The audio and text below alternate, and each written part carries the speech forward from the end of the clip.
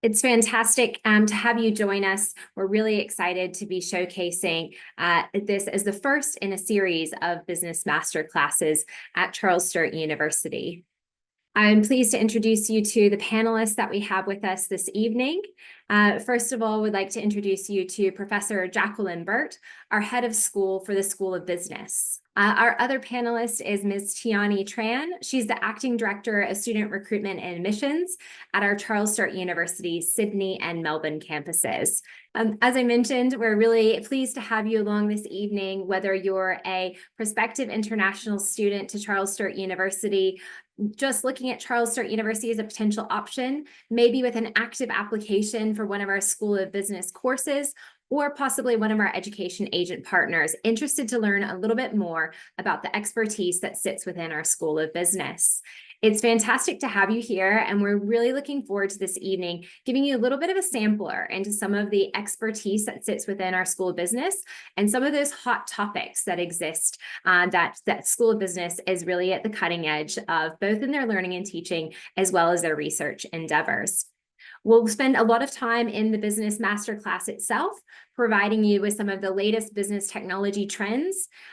Jack is going to be sharing with you what she hears from our key ex-industry colleagues, and also sharing with you some of the career opportunities and opportunities that exist if you do pursue a future career within the business sphere. So without further ado, I'd just like to say again, a great welcome to each of you for spending some time with us. We hope you really enjoy the masterclass, and I'm going to pass over to Professor Jack Birt. Thank you so much. It is so good to be here.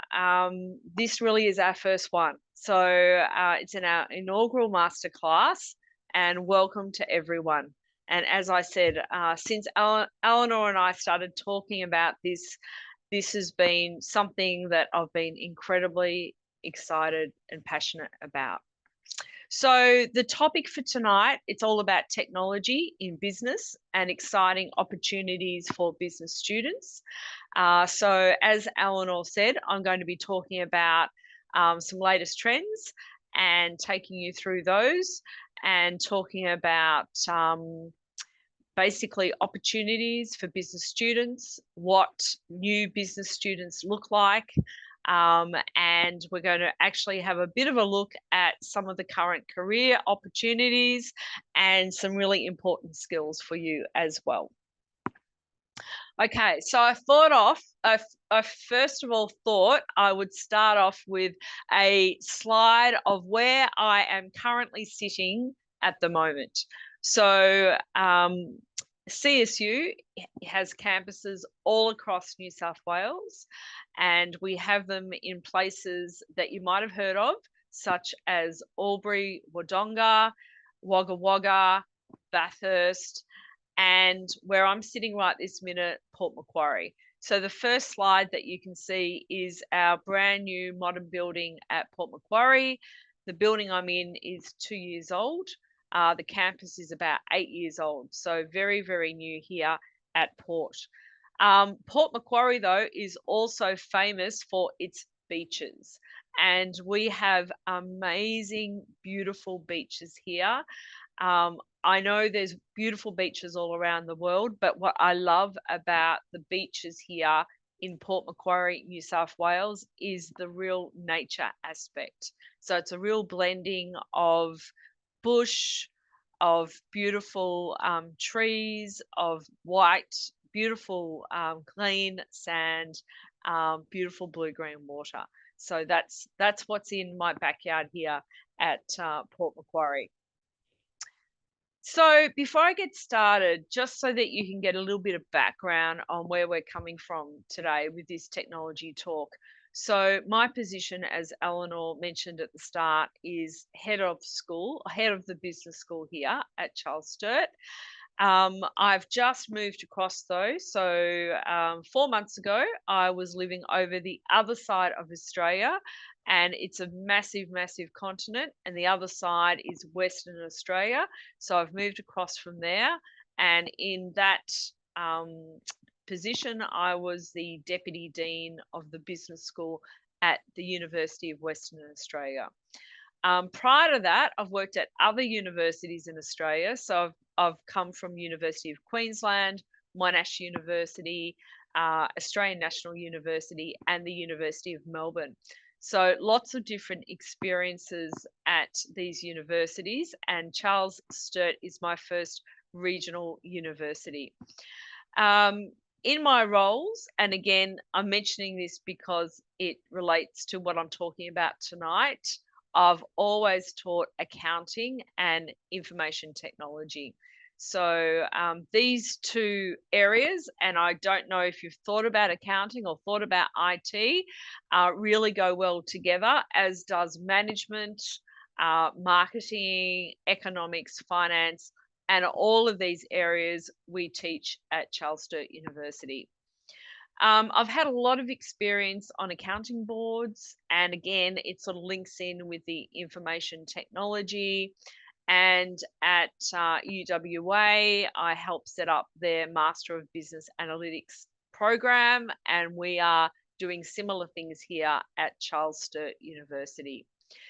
All of my research, and you'll find that Charles Sturt academics are researchers, all of my research really has a big accounting, education, technology theme to it. And again, I'll be talking a bit about some of these areas such as AI, so artificial intelligence, robotics, something known as XBRL, which you may not yet know about, but you will know about in the next 40 minutes. And the other thing, which I'm very, very passionate about, is sustainability, also known as ESG, environmental social governance. And you're going to find out a bit about that tonight as well. So the talk is all going to be about technological advancements. So as Eleanor said, we're going to look at what is cutting edge technology at the moment in the business world. We're also going to touch on sustainability, ESG. I'm then going to look at what we see with the new Generation Z, the new business graduate, and what skills are really important in the business world. So this is where we start talking about what we call transferable skills, also known as professional behavioral competencies.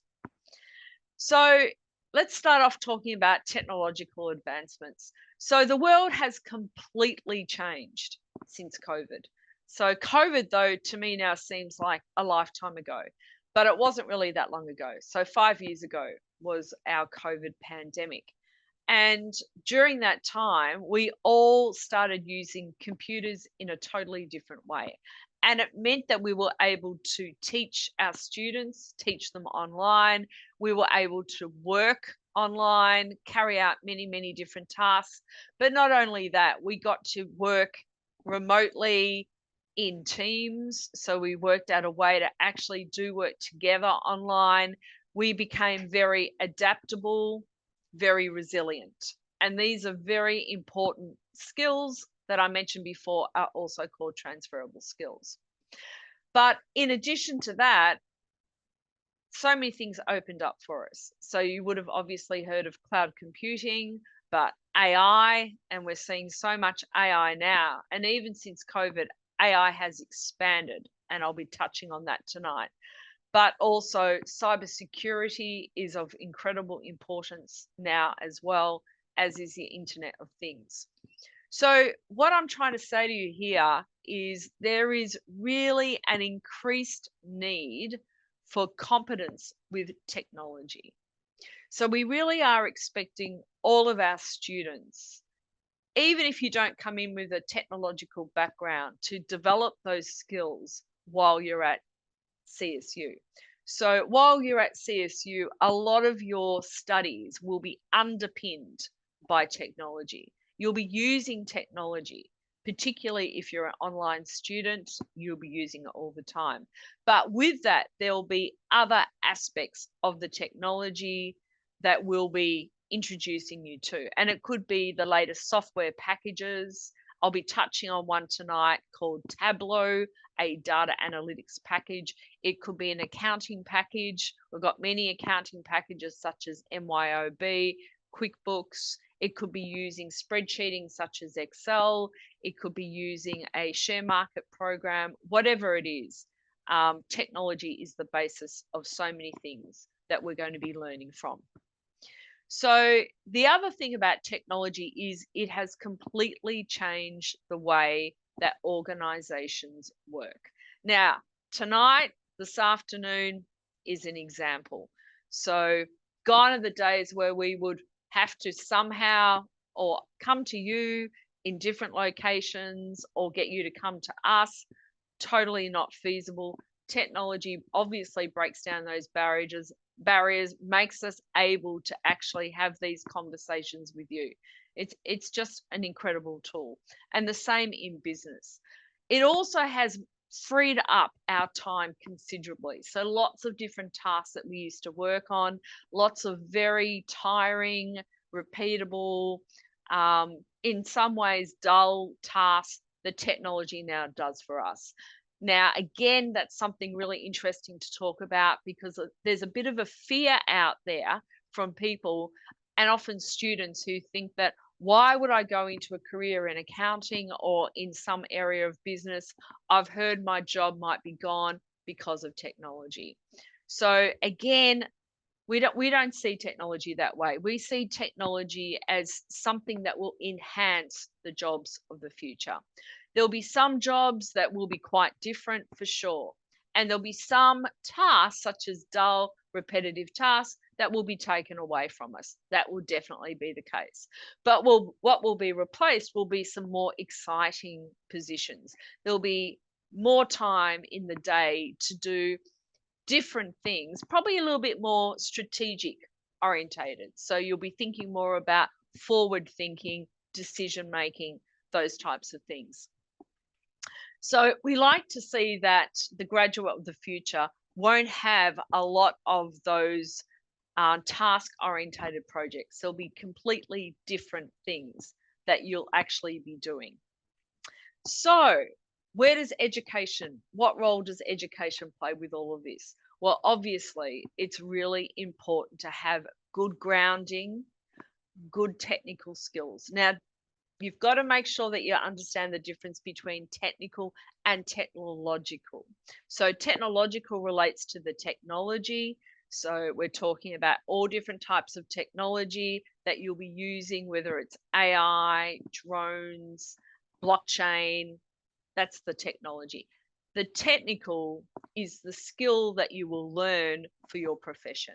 So it could be, if you're studying to be a lawyer, it could be the legal system. If you're studying to be an accountant, it will be the accounting standards. It will be how to prepare a financial statement. They're the technical skills. All right, so I want to start off with my technology talk with AI and drone. And look, over the years, I've done quite a few of these type talks, and it's changing. The landscape just continues to change in this area. So when I would have been maybe 5 years ago when I was talking for this topic, it might not have focused on AI and drones. It might have been more about the software, the accounting software. It might have been about Excel. It could have been mobile technology, that type of thing. Things have moved very quickly. And often I'm traveling, I pick up a flight magazine, and there'll be a beautiful new article about the latest use of technology, the latest use of drone technology. So I find that all very, very exciting. So we do know that AI is being used more and more in business in lots of different ways. So more and more businesses are using robot bot technologies to perform a whole lot of different tasks, such as calculation and data analysis. Drones in particular, and I'll show you some examples in a minute, are really being used big time in farming. So they're helping us count cattle, for example, a very, very exciting use. And if you're into counting, you'll know that counting is something that auditors do. So I don't know if there's any prospective auditors out there, but auditors in the future are really going to be relying a lot more on drone type technology. I've also found a statistic there that the audits now are 35 times faster with the assistance of AI and drone technology. And I also read this in the last couple of days, by 2029, intelligent drones will outnumber people. It's just incredible. It really is. So drones at the moment in business, and there's many business uses, obviously, but they're being used to transport light cargo, ocean shipping, amazing, warehouse robotics, we see drones being used, and obviously in our armed forces for troop deployment in conflict zones. What we know about drone technology and where it's really useful is it helps us often go into unsafe environments, and it does things incredibly, as I said before, efficiently and also effectively. So here is a visual of a drone. You can see there is a drone there flying over a, you can see a farm there, lots of cattle. And what that drone is doing is taking pictures, many, many, many different pictures. So how this works is, and what they're doing is they're actually doing an audit. What they're doing is they are identifying and recording the actual cattle using AI. There is a piece of software which is actually conducting the stock take, and there is only one person operating the drone. And as I said, that one person is able to do it 100% accuracy. So what it does, and you saw the picture, it's flying back and forth across the farm, across the paddock. Normally, we'd be using 2 to 3 people in that job. And then it's not just the drone technology that does the job. We still need a human person. We still need someone to actually zoom in with the drone and look closely at those cattle to make sure that they are actually an animal, or to make sure they're actually alive. So that's what we can do with that human drone operator. I've also, there's also usage of what we call these thermal maps. So they can tell whether or not the heart's beating, and if there are also multiples, so pregnancies. So something else that, you know, is just quite incredible. So when we combine the drone with the human, that's when we get the 100%. So the great thing, the great story about that is not only is the technology assisting us to do something much more quickly, it's also resulting in a much more effective, accurate product, but it still relies on a human. So the basically the moral of the story here is humans will not be replaced. We still need them. The job is going to be different though. The other one that I read about recently and heard about, because it's at another Australian university, is counting flamingos using AI. So this is through University of New South Wales, and they've found a way to use AI to count hundreds of thousands of flamingos in Botswana. So they came up with this figure of 532,197 to be precise. I mean, that's incredible. A human would never by itself be able to get that level of accuracy with that. So what they did, they used machine learning to analyze 3,715 photos that was taken from an airplane. So not a drone this time, but from an airplane. And that basically all came together, and then they used the technology to actually make sure there was no duplicates, and they were able to teach the computer to recognize an individual pink flamingo. So again, incredible usage of the technology. Now, something you might not have heard about, because most of us have heard about AI, machine learning, drones, is something that's going to become bigger and bigger in business, and that's called XBRL. So if you don't learn maybe one or two things is all you take away tonight. Maybe this is the thing that you take away. Extensible business reporting language. So basically what this is, it's a technique for reading financial reports. So financial statements, I know there's a few budding accountants or budding finance stockbrokers, investment bankers out there. We all need to be able to read a financial statement at some point in time. And to make reading the financial statements make it easier for us, what we do is we can tag the information in the financial statements. So those tags, what we can do is we can click on a tag, for example, a tag for a profit figure, and that information will then show us what profit means. It will tell us profit is revenue less expenses. It will tell us which particular accounting standard profit derives from. That's what tagging the data does. So it's basically giving you a whole lot of information, and it means that you don't need to read through endless amounts, pages and pages of reporting. You can just click on the information you really want to find out about and get the full information. So these are unique tags. As I said, it's giving you relevant information, and it helps users, everyday people who don't have an accounting business background. It helps you understand what those items mean in the financial report. So it's becoming quite an important thing, and it's mandated, which means these countries must legally produce these XBRL reports. And you can see the countries there: US, Japan, Singapore, South Korea, etc.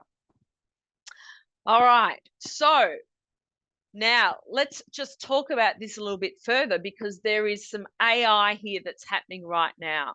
So there is potential of using large language models to analyze the financial data. So that's going to give us more financial insights. It's also going to make it much better, much more easier to actually compare data across many different companies. So we can actually upload a whole lot of different reports from different industries, different years, and so on. And again, get that information quickly out of them to make those better financial decisions. Now, something else you might not have heard about is what we call business analytics. So business analytics is another thing that I get very, very excited about. And what the analytics does is it analyzes the data, any sort of information. And a lot of the time in business, we use financial information. So it analyzes the data and it combines data. So I can combine information from the Bureau of Statistics, the Weather Bureau, the shipping channels of the world. I can combine all of this information together and provide a meaningful forecast about anything I really want to do. So these tools are incredibly powerful. And again, it really is just a click of a button, and all of a sudden you're in control of that data. Now, I'm not going to show the video, but I have got a link here. And as Eleanor said, we're going to share the slides with you. This link is to a very exciting software called Tableau. Now, Tableau is one of the data analytics packages, and you can, because I assume there's a lot of students here tonight, whether you're at uni or high school, you can obtain a free copy of the software, right? But if you click on the link, once you get into the slides, you'll get a 2-minute video, and it will show you all of the wonderful things that this package does. But it's really good for spotting trends, identifying new opportunities. If you want to do a presentation to the class, often I get my students to use this software to do a presentation to the class. Okay, so the other major theme at the moment in business, so technology is one thing, is sustainability, ESG. Now, tonight, I would have loved to have gone for 3 hours, but I knew that 1 hour would be enough for our first masterclass. But I still just want to spend a couple of minutes talking about sustainability and basically just talking about the breadth of what this actually means for business. So you would have actually heard about maybe ESG, so environmental, social, and governance reporting. So this is all part of sustainability reporting. Now, again, pre-COVID, sustainability was one of those things that maybe was top 10, but definitely not top 5. Things have definitely changed globally in relation to sustainability and the need for that information. Many people want to know about what is green, what products are green, have an environmental flavor to them. Every time I jump on a plane, it asks me if I want to pay more to offset carbon. I mean, there's so many different things we're doing now which are sustainable initiatives.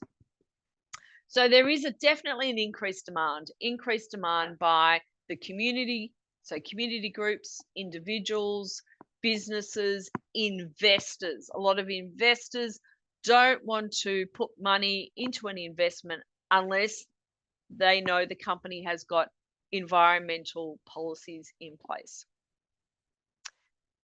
So when we think about the sustainability information, as I said, it really consists of these 3 things. So ESG, environmental, social, and governance data.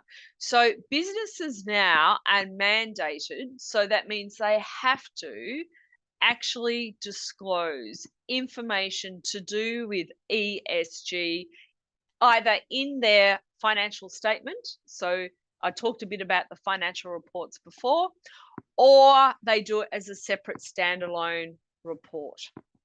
So again, it's suiting lots of different stakeholders, individuals, investors, banks, suppliers. Suppliers is really interesting because a lot of suppliers, they won't want to do business with a business unless, again, they know they've got the right environmental policies in place.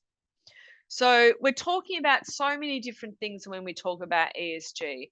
We could be talking about the health and safety issues in the business. We could be talking about the employee rights. We could be talking about profitability. We could be talking about climate projects. So we could be looking at water reduction, a reduction in wastage, that type of thing. So it just brings in so many different issues. So as I said, it is now mandatory in many countries, but definitely in Australia, for our large companies to produce a sustainability report. So what I have for you here, and you might have heard of our biggest airline in Australia, which is called Qantas. So this is the Qantas one page out of their sustainability report. And you can see the main themes there that they're looking at. So they're looking at themes to do with valuing the planet, and they've got some initiatives around climate action, protecting nature, and reducing waste. So they're reusing a lot of their recycling a lot of their products. I know from when I've got on a plane now, obviously they're really thinking about that usage of perishables, plastics, all that they're really thinking about when they're serving you a meal on the plane. It's pretty obvious where they're going with that. As I mentioned before, a lot of it is around people. So they have a whole lot of different initiatives to support people, to support different minority groups. That's another big part of the social. So it's the S in ESG, which we're talking about with the actual people. Also respecting diverse groups and respecting human rights. Another big thing is gender equity. So making sure there are appropriate opportunities for both genders as well. Connecting customers, connecting communities is really important as well in the sustainability reports. We've got Indigenous population as well. So there's a lot of initiatives around that. So that's just an example of one company's one page out of the sustainability report. Okay, so before we leave sustainability, I want to mention something else. You may have heard of this. Again, this is becoming hot topics and really important in any organization, and that's the Sustainable Development Goals. We also call these the SDGs. So there are 17. So many times I go to lots of different universities around the world, and I walk in, and the first thing I see is this map, this picture showing me those 17 goals. So it might be something you've seen before at school, at uni, in your workplace, wherever. Anyway, there's 17, but the ones that sort of really definitely talk to me are the quality education, number 4, the zero hunger, number 2, the number 8, the decent work, number 10, the reduced inequalities. But basically what happens is in a company, in an organization's annual report with the financial statements and the sustainability report, they need to talk about how they're going in achieving these goals. So it's a really nice thing to read about, because it's always a nice story to hear about what initiatives they've got in place to reduce hunger, what initiatives to help achieve good health, what initiatives for reduced inequalities, and so on. So that's what the Sustainable Development Goals are. Okay, now how does this all link in with education and also with technology? So businesses are now expecting our graduates to have an understanding not only of technology, but also of sustainability issues. So the main worldwide accounting body, and now other professions are doing the same thing, but the main accounting body, IFAC, which means International Federation of Accountants, they have just updated all their education standards to embed sustainability skills. So we are expecting our next generation of accountants and business professionals to also be skilled and know about sustainability. All right, so again, another takeaway from tonight. So we talked about XBRL technology, but another one is the importance of developing skills and understanding in sustainability. And just recently, 6 months ago now, South Africa has taken the lead on digital sustainability disclosures. So why have I just shown you that? Well, this is a perfect opportunity to combine both the sustainability and the technology together. So Eleanor mentioned at the start, I was going to mention some really exciting job opportunities. Well, I think there are going to be amazing opportunities combining technology and sustainability together. That's why I've talked about them together tonight.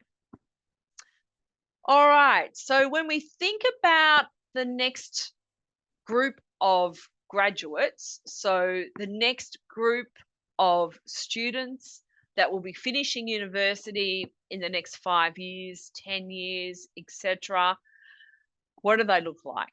And a lot of it will be you guys tonight, right? What are we thinking that you are bringing to the table and you're going to contribute to business in an exciting way in the future? Well, there's an amazing amount of knowledge here, amazing new mindsets, expectations, and skills as well. We know that you guys are what we call tech savvy. which means you are technically proficient. You have great technology skills. We know that.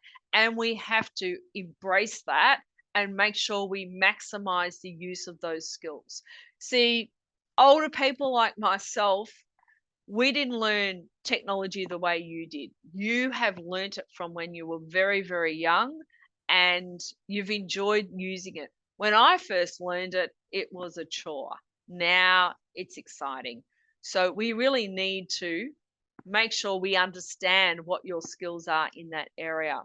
So technology, it's a given. It's going to be a massive part of the future of work.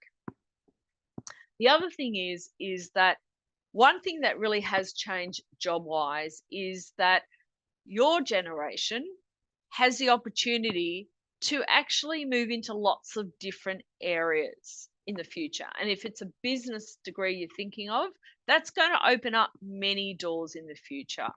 So back in my day, it was basically you do a degree and that's the area you end up in. So for me, it was accounting, and I've been in accounting my whole life. But with an accounting degree now, with a management degree now, it could mean you go into lots of different jobs, lots of different industries, and changing roles will become quite normal for many, many of you in the future. So I think that's quite exciting. So there'll be lots of shifting roles, and also at the same time, you'll be continually upskilling. So you will be doing extra study along the way.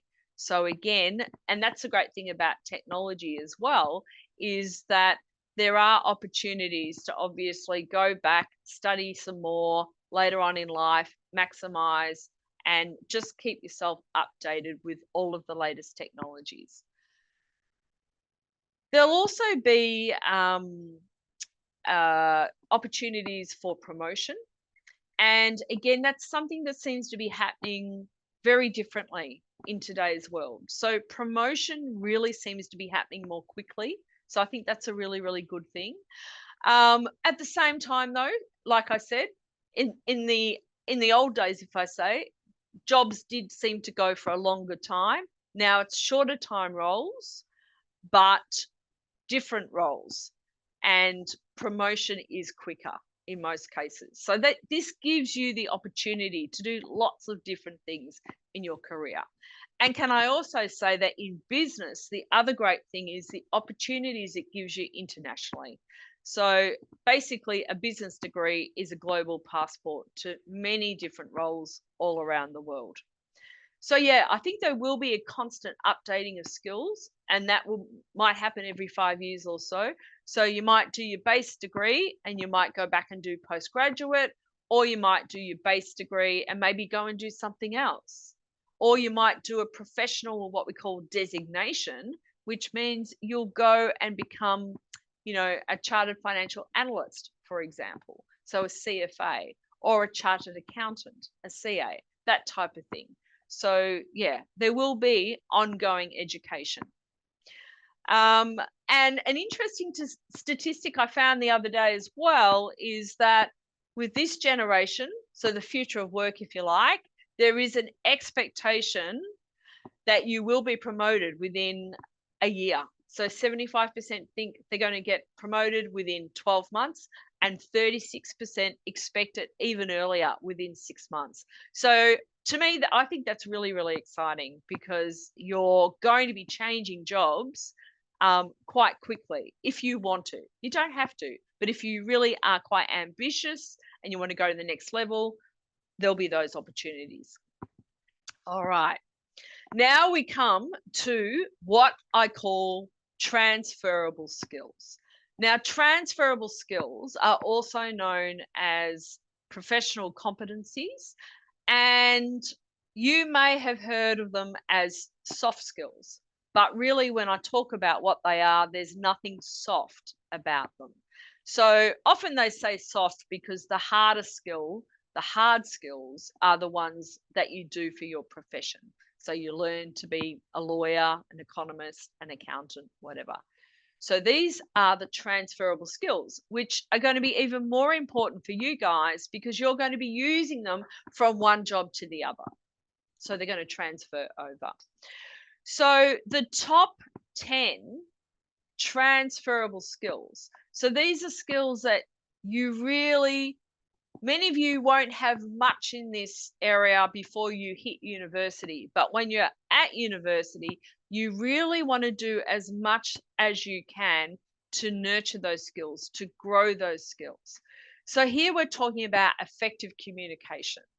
So important in the future to be able to present, to be able to communicate, really important. So those of you out there who do debating, well, that's just an amazing skill to have, and a really important skill to be able to obviously hold a line of argument, but not just debating, to be able to stand up and present, because some of you will end up being managers, will need to present to your department, to the board.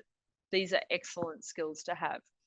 Leadership and management, another important transferable skill. You won't have that right from the start, but you can start developing that when you're at university. One way to develop that at university is to join clubs and associations. So clubs and associations are just the most fun, but also the most rewarding. And it's where you start developing your networks. And networks are really, really important. So when I talk about networks, I'm talking about developing contacts with colleagues, with friends, joining a reading club, debating club, sports club, all very, very good for later on.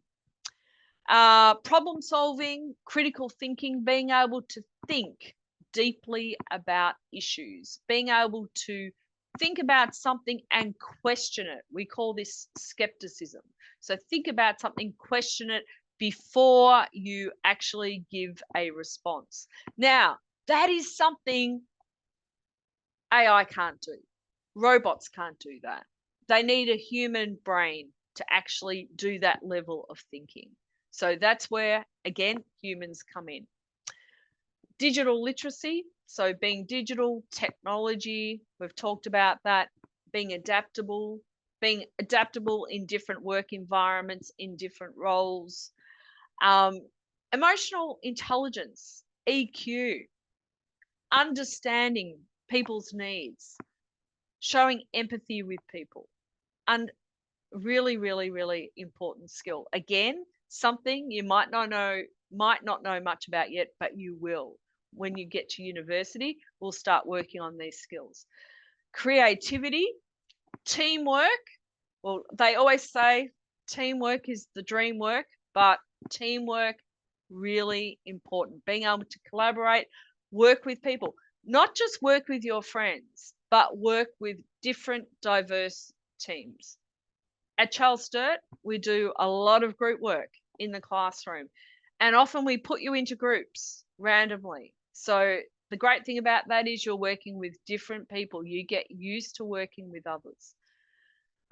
Time management, always important. I'm looking at the clock. Eleanor's probably looking at it too. I know I've probably got another 5 minutes to go. That's my time management for tonight. And of course, networking. Love networking. Very important thing to do a lot of. And again, uni just gives you that amazing opportunity to develop incredible networks. So IFAC came up with this nice quote there, but this is what they really see the future of business graduates: to work as collaborators and partners with executive teams who can leverage technology and data and identify risks. Now, I didn't mention it, I only mentioned it very briefly, and that was cyber issues, cyber security issues. It's going to become more and more important, and there's a huge amount of opportunities for people in cyber risk, cyber security.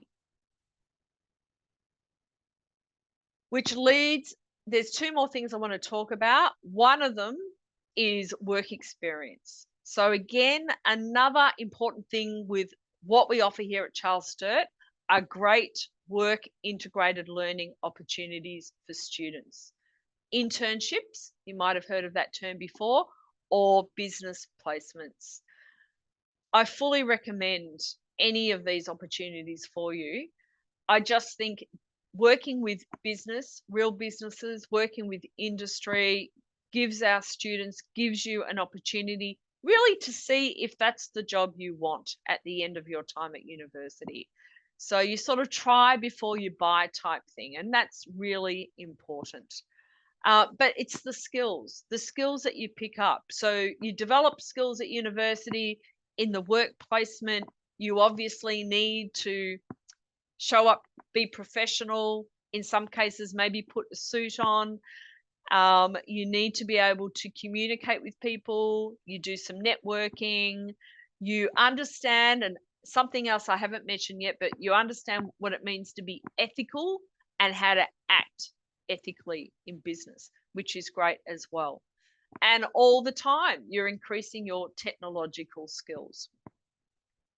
To give you a taste of some of the amazing jobs out there for business students, and this is hot off the internet.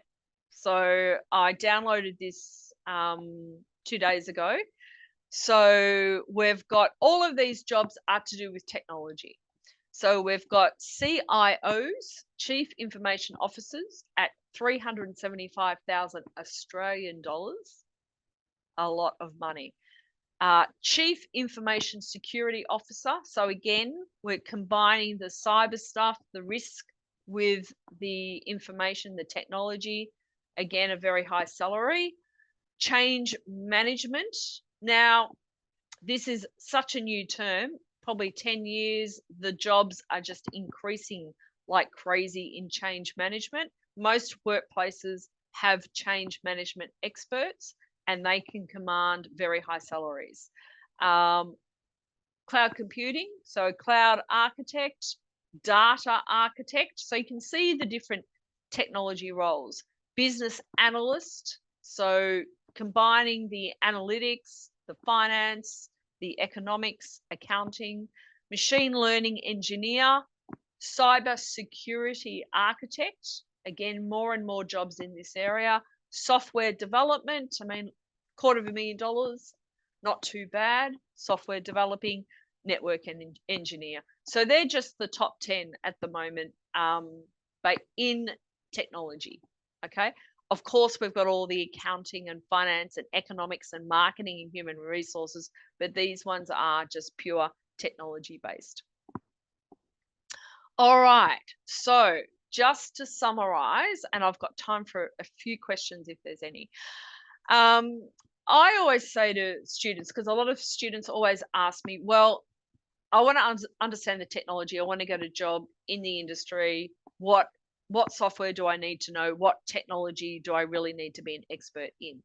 So we basically always say that there's no need to be an expert in every type of technology. You just can't be. And particular software packages, there's so many out there.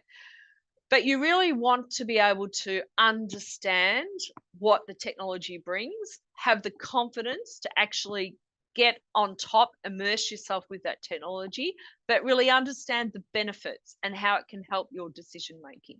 That's really, really important.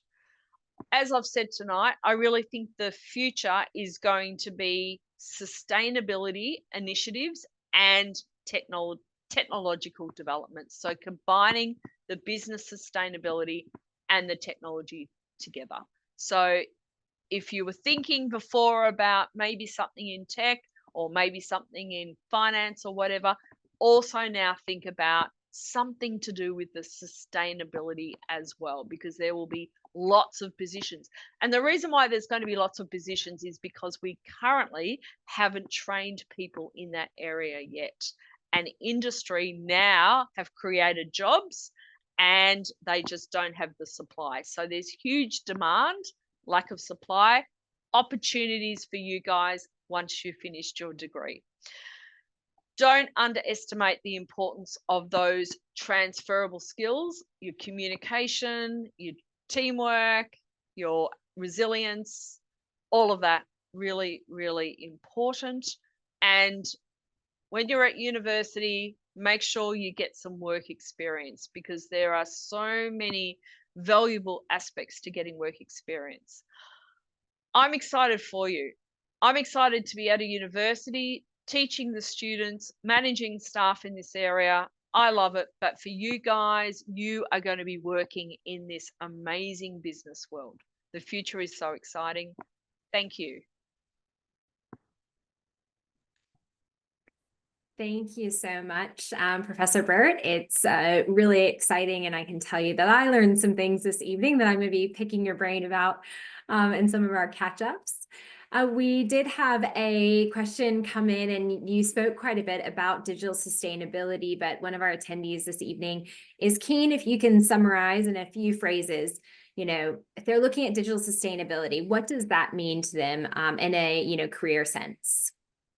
Yeah. Okay. So at the moment, we've got some people who understand sustainability and sustainable business practices, and we've got people who are really good at technology, but we've never had the opportunity to combine the sustainability and the IT together, because there hasn't really been roles before in that area. But now there are roles. So as I said before, businesses have to produce a sustainability report. Now, that report has lots and lots of information. We need skilled people with IT skills, so basically coding type skills, to come in and be able to pick out all the important parts out of that data. So that's a starting point. So they become experts in sustainability, but also they've got a really great knowledge build up skill in technology. So they're able to combine the two together.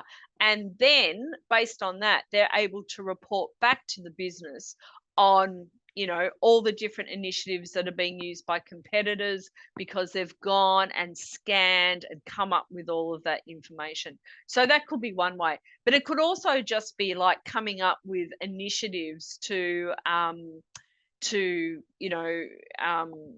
increase the goals of the organization in terms of sustainable goals. So they could meet their goals better with some really great technology, which can do predictions and things like that, all in all, for the business. Yeah.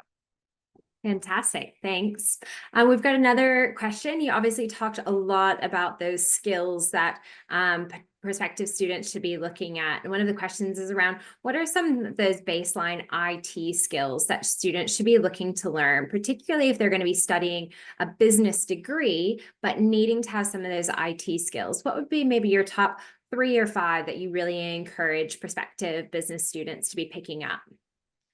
Okay, so the number one skill that I hear from industry, so when I talk to industry and they say this was not taught well enough, or students just don't have these skills, is Excel.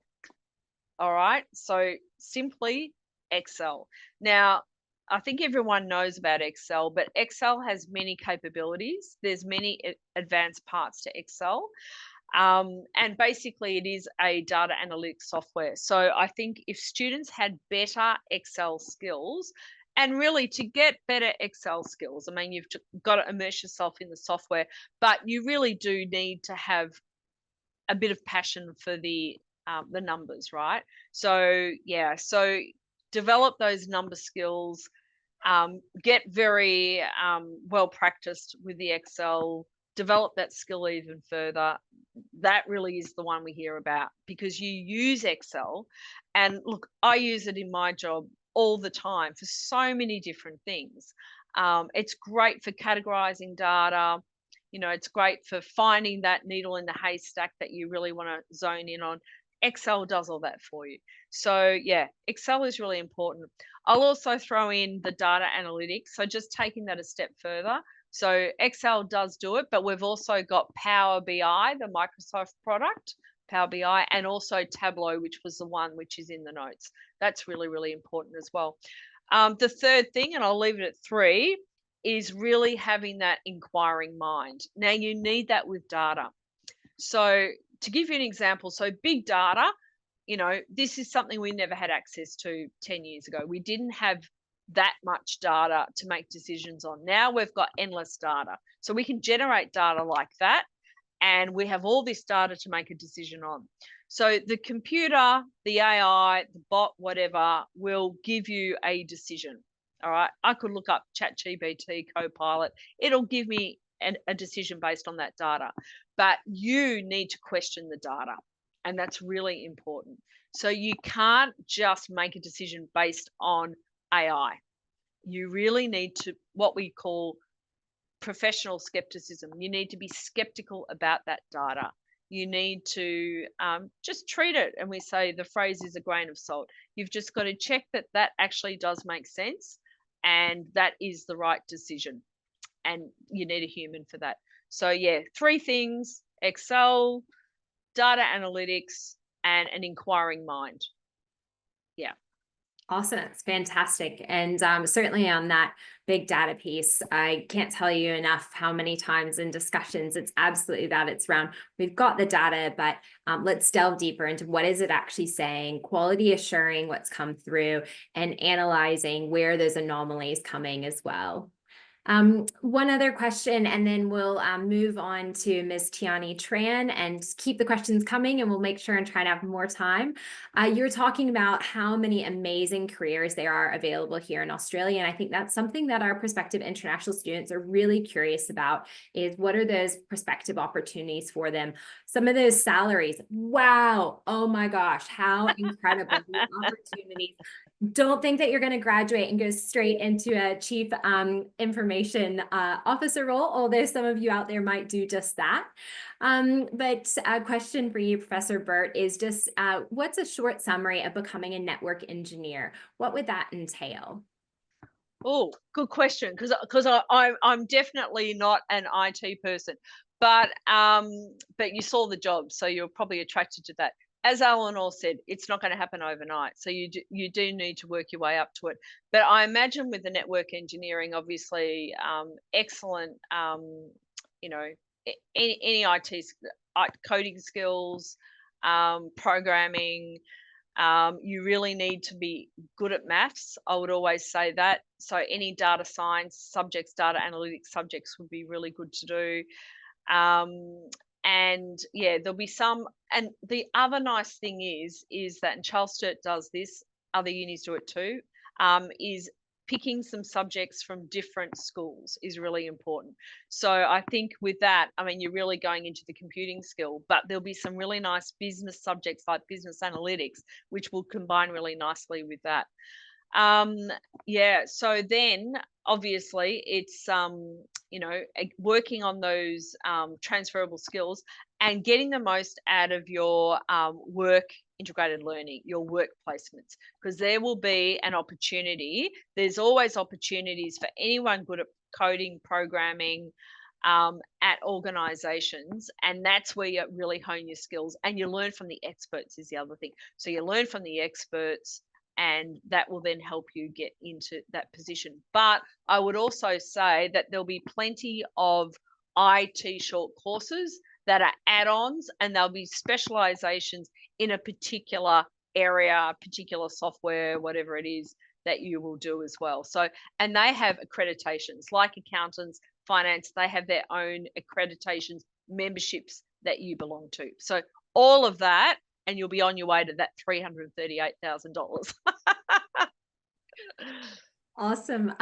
Thanks so much, Professor Birt. It's been a fantastic session from you. Professor Birt will be hanging around for a little while longer. She does have another university function to go to, so she'll hang for as long as she can, but please keep the questions coming. Anything that we don't get to, again, we will follow up with you afterward to provide you more information. And again, Professor Birt's just giving you a little bit of a sampler this evening, and we do have a series of these master classes rolling out, so keep an eye on your inbox and come along to another one, and keep getting the questions coming through and a lot of knowledge information. I do want to ensure that we've got time for Ms. Tiani Tran to go through some of our key course offerings within the School of Business. So with that, I'll pass over to Ms. Tiani Tran. Thanks. Great, thank you so much, Eleanor. I'm just going to share my screen, making sure everyone can see it. So I am very excited because I am based in the Sydney campus. I've been with Charles Sturt at the Metro campus almost 2 years now, and we've just launched the Melbourne campus. So very exciting. Lots of study destinations for our students, and of course we've got the beautiful Port Macquarie. I'm very envious of all the beautiful beaches. We do have some beautiful beaches in New South Wales and also in Melbourne as well. Now, why should you invest in Charles Sturt University? We are encouraging you are investing in your career at Australia's best value university.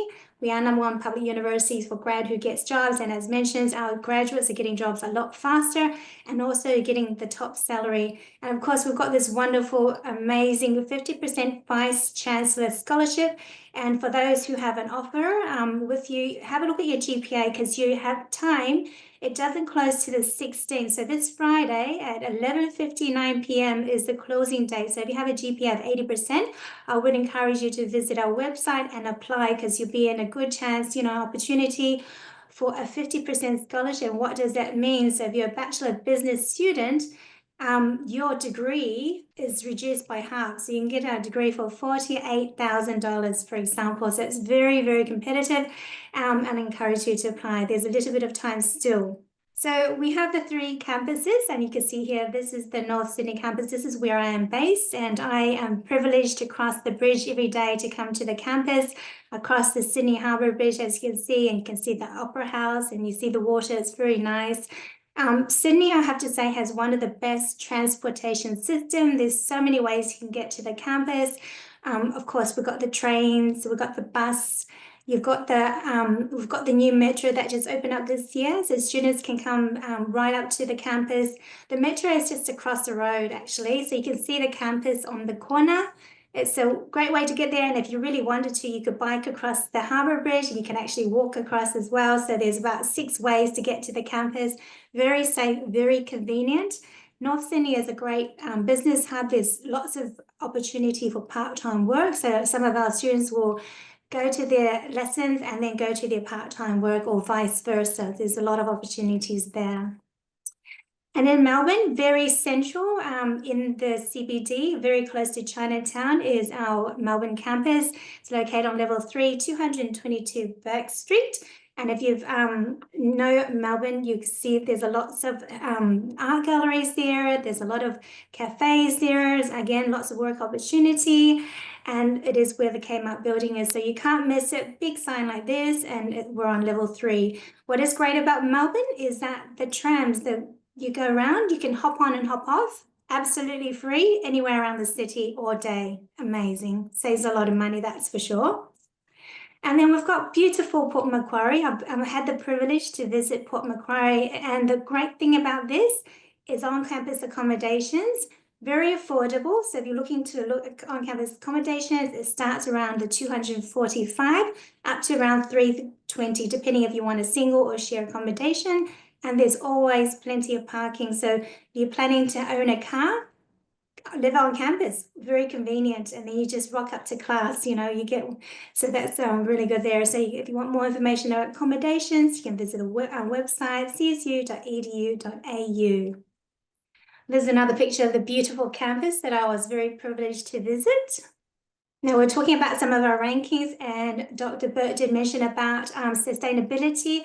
We are Australia's first carbon neutral university, so I'm very, very proud of that.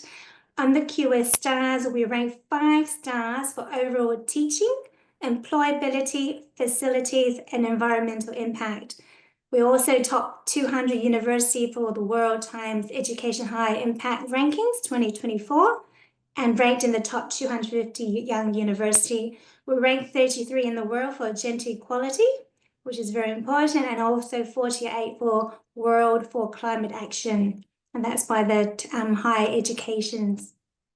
Now, I know a lot of you have offer letters, so you can see some of our amazing scholarships that you have, and this is very supportive of our international students, and we're very proud to be able to give this to you. Any students, of course, who have applied for the Masters of Business Data Analytics and the Masters of Project Management Leadership Professional Practice have the new launch scholarship. So this is only available for the 2 intakes. So I encourage you to accept your offer if you have one for this July, or if you're thinking of applying for November. It's two opportunities to get this wonderful, amazing 35% scholarships. And of course, we've got the 50% scholarship there. And we also have other range of scholarships for students who, if you want to meet their eligibility, you can drop us an email and I'll give you more information about that. We'll pop it in the chat. So some of our courses we have on offer in terms of business. We got the Bachelor of Business with the 2 specializations. So students can choose from marketing or finance. And then we've got the 2 new program that I just mentioned. And if you're interested in accounting, the Bachelor of Accounting and the Masters of Professional Accounting, Professional Practice, these programs are accredited by Australian Practice of Accountants and also Chartered Accountants, so CPA and CPA, which is really important that we have accreditation. Okay, so very quickly, we're talking about return on investment here. So of course, you're investing in your careers, and you can see here some of the other universities we put in here in terms of our scholarships and the fees that you pay and the employment rate as well. You know, looking at Charles Sturt, we're right up there with the 30% scholarship. Your 1-year tuition fee is then $22,400. Look at the potential salaries of first-year graduate, $59,300. And also employment rate is very important because you want to know that you've got a quality education, but also coming out of there with a job opportunities. And our graduates are getting work a lot faster than any other universities in Australia. You can see some of the Australia there. And you can find this information from the Good University Guide 2025. For the Masters of Professional Accounting students, look at the employment rate, 93.4%. Very, very high. And the potential earning, amazing, 96,000. So you're investing around the 23,000 per year, and look at your potential earning, 96,000 is huge and massive there. And that's comparing with other universities for the same program. So here I just mentioned just a nice summary of everything I mentioned with the CPA and CA, what you're investing in. The work integrated learning, which is in every program that we offer at Charles Sturt University. So if you're an undergraduate student, there's 105 hours of work integrated learning. And for postgraduate student, it's 210. So with the tuition fees, if those who are still considering their options, look at the deposits with the scholarships. With this 30% scholarship, your deposit is around $11,000, $10,000, $11,000 for the postgraduate student, and that's based on 4 subjects of study. And if you've got the new launch scholarships, your initial deposit for 4 subjects is $10,254 and $10,660 for the project management and leadership. Also, you might have seen in your offer letter sent out, this is called the academic readiness module. So I encourage students to look at their offer letter. This is a great way to get you started. So if you're coming to the university, you should do these modules. There's lots of great modules there. Introduction to Australian education system, academic standards, methods of teaching and learning, and mindsets preparation. This is geared to get you all ready for your study journey with Charles Sturt University.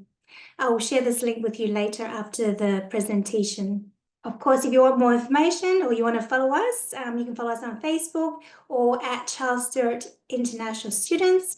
And just a quick reminder that those who have accepted the offer or still thinking about accepting the offer, our orientation is just around the corner. It's on Friday, the 11th of July, and this is for Sydney. And you can look on the website for the other ones as well, there for Port Macquarie and for Melbourne campus. Thank you so much, everybody. That concludes my presentation. So I encourage you to invest in your career at Australia's best value university, Charles Sturt University.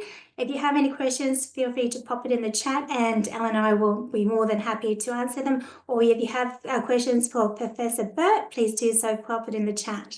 Thanks so much, Tiani, for a really informative overview of our campuses where we offer our School of Business courses, as well as for just really highlighting that incredible best value proposition to our prospective international students, which I think just really emphasizes that return on investment for prospective international students. We're really aware that this is a huge investment in an individual's future and very proud that at Charles Sturt University, statistically speaking, we can show that the money that students spend on their tuition fees is going to give them a really strong standing going into the workforce in terms of getting that full-time job and getting a really strong starting salary as well. We've had a few questions come through that I'll just ask live. And again, just to encourage everyone who's still with us this evening, please keep popping those questions in and we'll get through as many live as we can.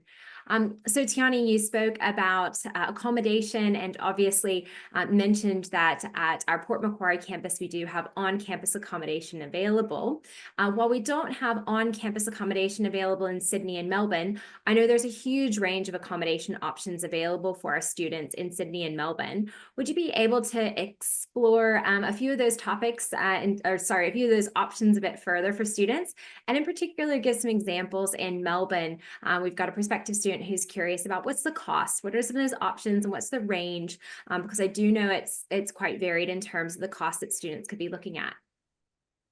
Yeah, absolutely. I can talk to perhaps like Uni Lodge because my son actually stayed there when he was, studying at university. So those sort of student accommodations is available in Sydney, Melbourne, and all around Australia. They range from about $400 per week. There is also share accommodation available as well. It depends on your budget. We have students who live sort of away from the city. I think if you live about half an hour, 40 minutes away from the city, it does become a little bit more affordable as well. So a lot of our students will find share accommodations. So you can look at, accommodation domains and a lot of websites. I have some that I can share, and was one of my PowerPoint slides that I will share to the people over there. So it's very depending on how far you want to live and if you want share accommodations or if you want your own apartment as well. So it does vary a lot.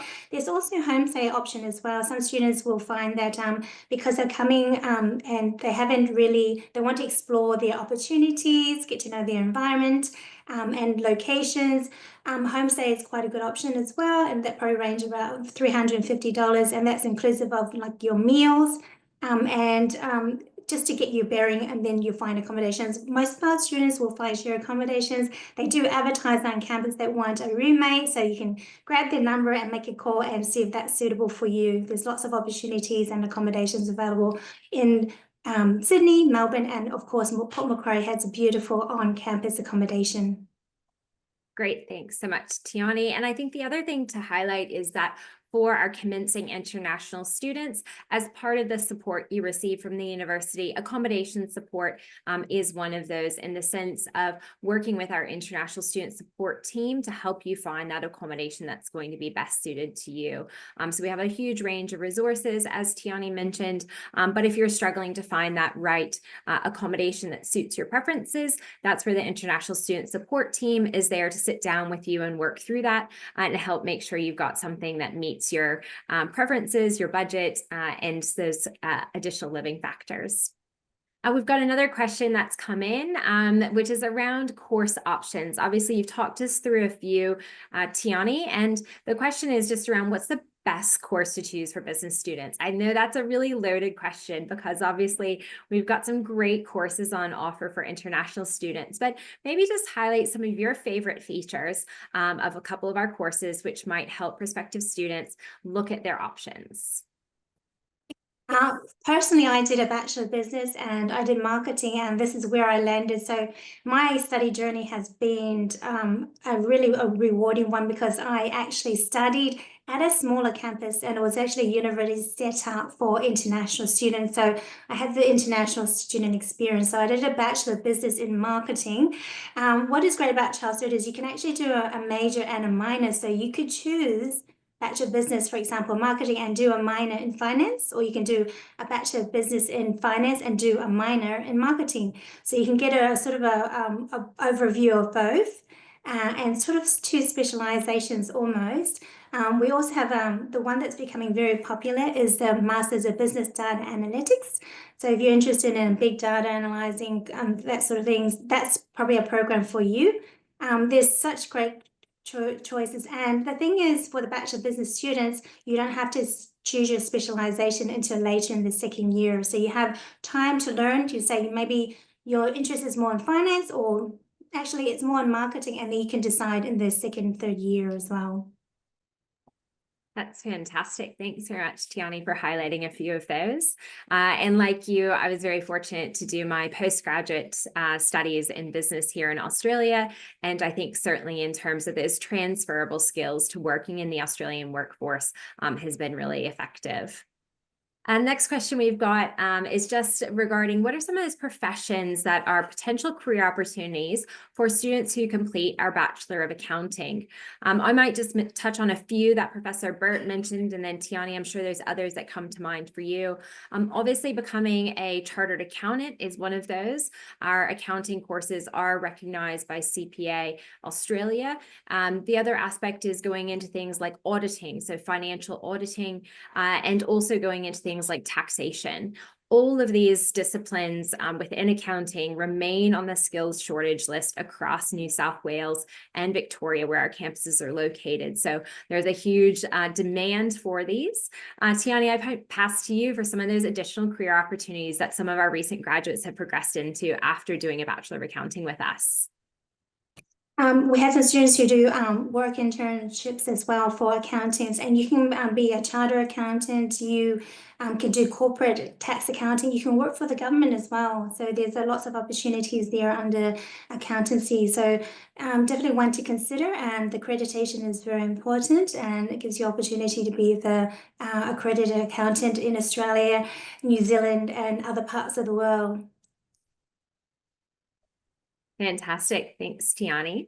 Next question we've got in is, again, seeking what's that course that might be well suited. So prospective student who's got a background in business administration at an undergraduate level. And what are those differences between looking at the Master Business Data Analytics course that we have or our Master Professional Accounting Professional Practice?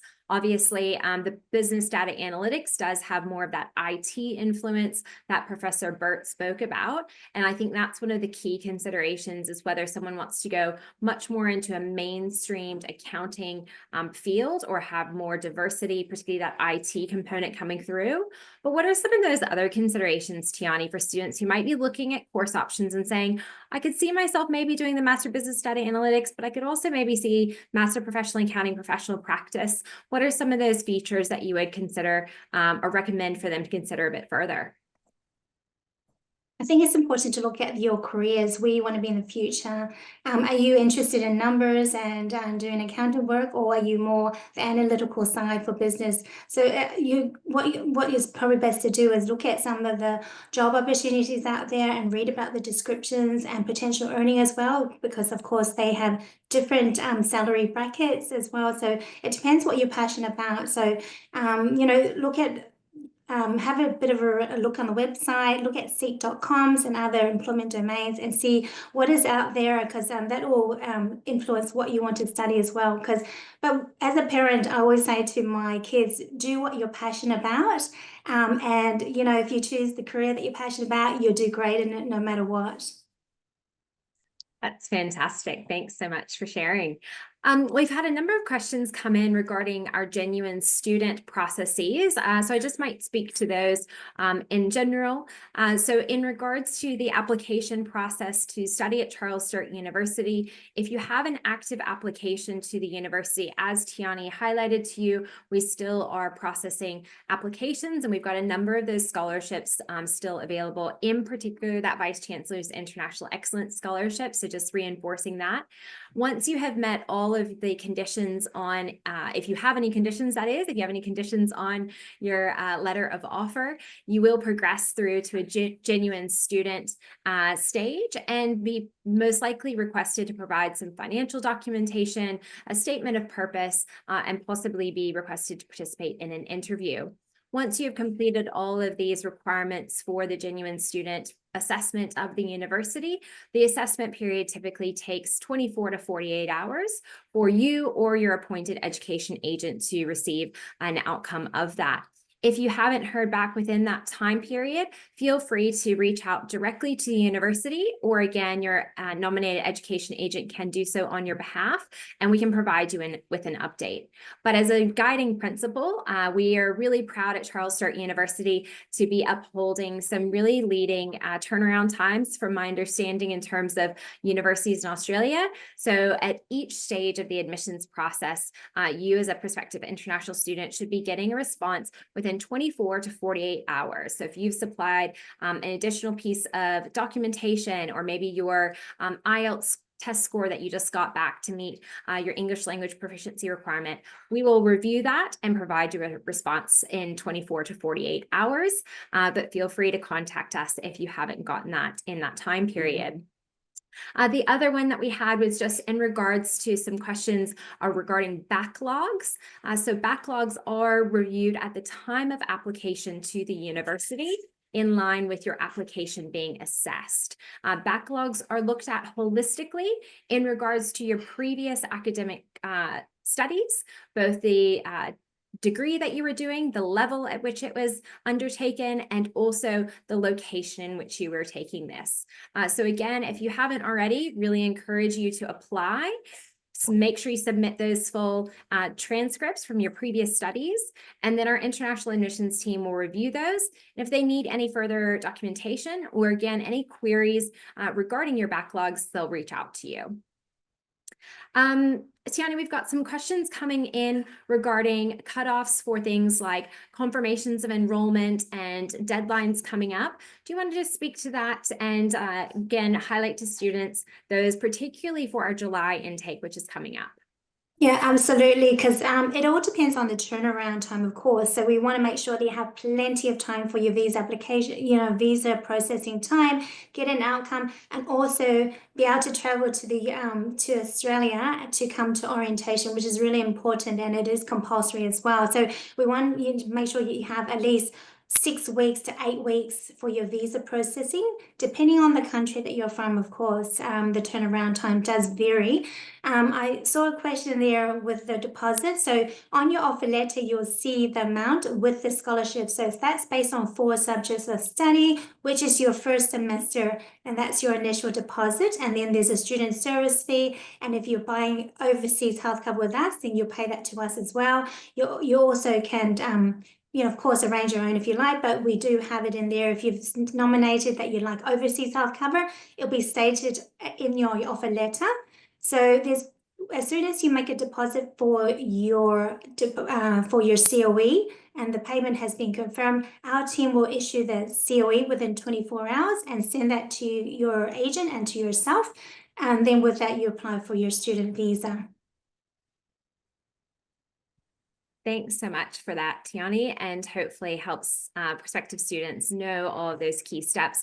As you said, one of the things we really encourage students is, if you do get that confirmation of enrollment to study at Charles Sturt University, please don't delay in submitting your student visa application to the Department of Home Affairs. We're really proud at Charles Sturt University to still be a priority university in regards to the federal government's new overseas student commencements, which are the indicative caps. So we are still a priority university in terms of the visa processing that is being applied by the Department of Home Affairs. But again, those turnaround times are not something that the university has direct control of. So please make sure, as soon as you've got that confirmation of enrollment, to proceed with your visa application, and also ensuring that the information that you provide to the Department of Home Affairs is consistent with that which the university has reviewed, particularly in regards to your genuine student screening, because we obviously have vetted all of that and do want to ensure that the same information is provided to the Department of Home Affairs. I'm really conscious that we have reached time here this evening. We'll stay on just for a couple of minutes to try and answer a few more questions. But for those of you who are logging off, I just wanted to again thank you so much for coming along this evening to our first business masterclass at Charles Sturt University. It's been a real pleasure to have you with us. On behalf of myself, Professor Birt, and Tiani Tran, we just want to thank you. And also, on a personal note, you guys have been really really engaging. Great questions coming through.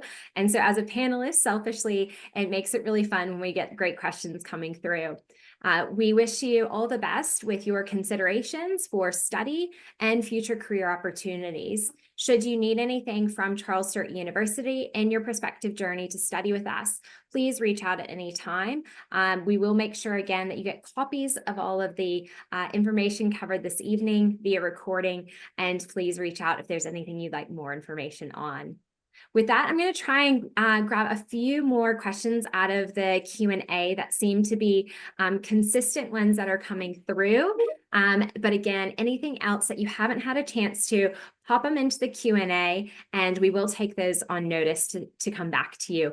Particularly, I note a number of individuals have been checking in on the applications, their application status. So again, if you haven't heard back on your application and it's been over 48 hours, please do feel free to reach out directly to us, or your education agent can do so on your behalf, and we'll give you a status update of anything else that might be required for your application to be further reviewed or in order to receive a final outcome. In regards to, we've had a lot of questions coming through regarding entry requirements. So I just want to highlight that the university has both academic entry requirements and English language proficiency requirements. For each course, these are standardized based on the course, that you must meet the academic entry requirements and the English language proficiency requirements. Should you not meet them, then that is something that would be listed as a condition in the offer that you receive from the university. So as Tiani mentioned, in terms of that process and the steps that you need to complete, you would be able to provide documentation to complete those conditions in order to receive a full offer. The other aspect that I would just like to note is that sometimes we have students who maybe haven't met the English language proficiency requirement, as an example, prior to the intake. If you're still working on one of your conditions, don't be concerned if the intake is coming up. We do have other alternative options for you, so we can look at deferrals. So for example, the Sydney and Melbourne campuses, we also have that November intake, which Tiani spoke about. So for some students, I know results, if we have anyone who's joined us from India, results were just released today. So I know you'll be probably pretty eager to be sharing those, but if for some reason the July intake doesn't work out, that is for many students another option with the November intake. Tiani, I might just pass to you if there's anything else that you wanted to cover, and Professor Birt is literally jumping between events all over the university this evening, so I'll check in with her before we do officially wrap up this evening. Tiani, I'll pass to you though for any other comments or closing remarks. Thank you. Thank you. There's just one with a scholarship. So we will be sharing the PowerPoint so you get all that information, but scholarship range up to 50%. And we will assess the eligibility at the time of applications, and you don't have to apply. It's not a separate application. It'll be stated on your offer letter, and then you'll see the price minus the scholarship, and that'll be your deposit for the confirmation of enrollment. Fantastic. Thanks so much, Tiani. Professor Birt, we're just doing some closing remarks here. I'll just pass over to you for any final remarks or again, comments that you'd like to share with all of our very engaged attendees that we've had this evening for our first business masterclass. Look, I'll just say that I ducked out because I had to go and do some awards. We had some top business students receiving awards tonight, international students. So it was fantastic to present those. So, and again, it was great because this person was working in accounting and technology.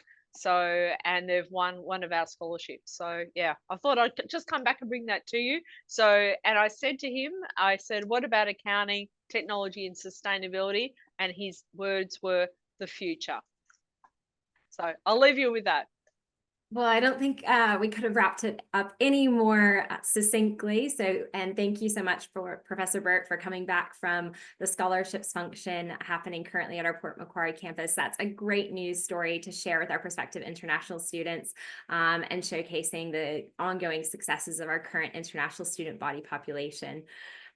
So with that, we'll thank everyone again for joining us for the Business Masterclass. We really are pleased to have you along. We look forward to you considering Charles Sturt University for your future studies, and we look forward to engaging with you. Thanks so much for coming along, and have a great day ahead or evening wherever you might be in the world. Thank you so much.